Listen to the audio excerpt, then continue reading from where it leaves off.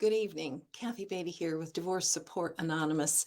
It is Friday Night Live, and I am coming into your life for just a few moments to give you encouragement and hope and direction as you go through the huge life change and trauma of divorce. So, tonight I wanted to talk about a topic that affects all of us. It's boundaries. I know a lot of people speak on boundaries, and I'm going to take just a little bit of a different take on it, I hope, and give you something to think about. How actually not having boundaries can lead to depression. It can cause us to despair for several reasons. And this was really inspired by someone that I spoke with this week who was really in depression, and the former spouse was continuing to harass and phone calls and doing some really nasty things to torment this individual. And it occurred to me as I was speaking with this person that boundaries are so important, and they guard us from going into a depression. And there's many reasons for that. So of course you can make your comments, ask your questions. I would love that. I always love that.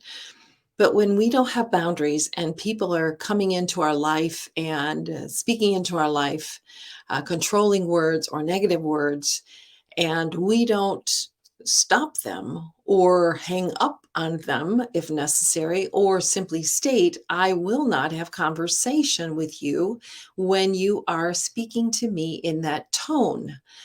In fact, several times, if you've been listening to me much, the only conversation you should be having with your former spouse is factual.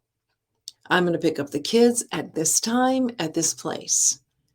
There is no reason to be having emotional conversation with your spouse in the middle of divorce. I hope that later you can come to a different type of relationship for the kids' sake, if you have kids, that you can have a better relationship, friendship.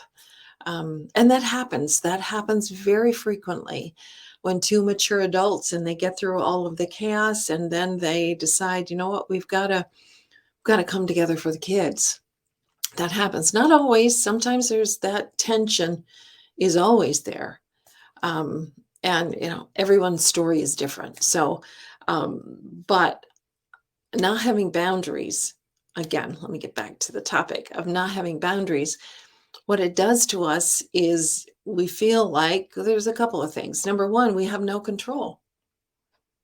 I have no control. I can't make the decisions that I need to make because I don't have control because someone else is jumping into my life and my business and directing me on what to do. Or we second guess every decision we make because of that critical spirit that's coming at us.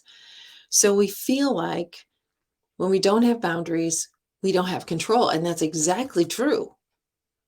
The question is, who are you allowing into your business and into your life and into your heart and mind that has no business being there? They have lost control. They have lost influence and input. And that could be your in-laws. That could be your sister and brother-in-law. That could be relatives. That could be former friends. Anyone. All of us have to have these boundaries. Because if we don't, we will feel that we have no control. When we feel like we have no control, we despair, we give up, we withdraw, we become depressed. Because I have no control. I have no control. And this comes in a varying difference of so many different, huge different spectrum, from immense control, or maybe there's just one or two areas that you're still allowing people to have control in your life that they have no business having control. Maybe you're letting them get into your head and hearing the criticisms that they are giving to you and believing them. And in that way, they have stuck in your mind and you have no control. You have no control to recreate your life because this person has overstepped their boundaries, but you let them. No one overtakes your boundaries, steps over your boundaries until you let them. So, what is that skill that you need to learn so that people are not intruding and crossing your boundaries. Maybe it's no. Maybe it's not doing the dance of getting in that situation where that person gets your they know how to get you, right? They know how to get you riled, and you jump in and you do the dance and you go round and round and round and you get nowhere. Nowhere.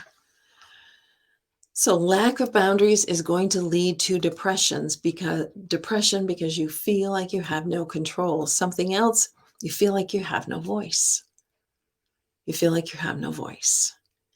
Again, this is boundaries. Who are those people in your life? Is it your former spouse?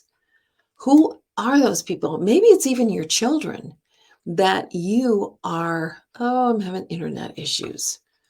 Drats. I hope this goes through. Internet problems. Been having a few of those lately. So hopefully you hear me. So you feel like you have no voice when people are in your business and dictating to you decisions and information, and you're believing them, and you feel like you have no voice. So what happens when we feel like we have no voice, we have no control, we withdraw, we become depressed, we give up. We give up. I can't do anything right. I'm blasted by this person criticizing me or telling me what to do, and I second guess myself. Well, friend, make some decisions and say, no, no. Stop listening to those negative voices, to those people who are stepping over your boundaries, getting in your business that they have no business doing. And I know that's a mind shift that we must go through if they are our former spouse, that you no longer have say or influence in my life. That's where you need to do your own work with a therapist, a pastor, or a support group to make that mind shift so that you know that this person is not safe for me anymore. This person is not my friend. They're not my friend. Boy, that's hard, isn't it? But it's one of those honest areas that we must face so that we can move forward. We can grieve, we can work on our healing, and then we can begin to move forward. Third point, we don't have a vision for our future, and our creativity is very limited. We don't have a vision, or very limited, or tainted, and we don't have our creativity. Creativity is essential, even if you're not one of those creative people. Creative people allows us to think, to plan, to think of something that is possible but isn't here yet. So we do need to be able to be creative as we think and we redesign our new life. We have to be creative to think what it is that we want. And so if we are having those people in our life who are stepping over our boundaries and we don't have a vision for the future and we can't create for our future, we're going to get depressed. And the cure for that, if you have people in your life who are overstepping boundaries, getting in your business, telling you what to do, you need to make some changes. And maybe you need someone to help you make those changes.